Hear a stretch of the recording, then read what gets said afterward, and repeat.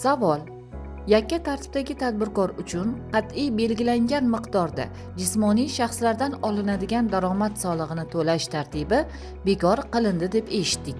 Shu rostmi?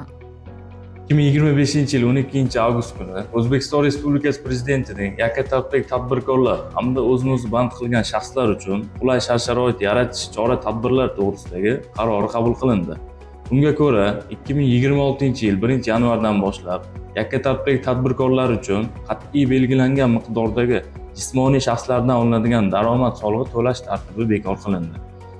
Soliq davrida o'zini o'zi band qilgan shaxslar tovarlarni, xizmatlarni realizatsiya qilishdan olgan daromadlarning 100 million so'mgacha bo'lgan qismiga ham aylanmadan olinadigan soliq joriy qilindi.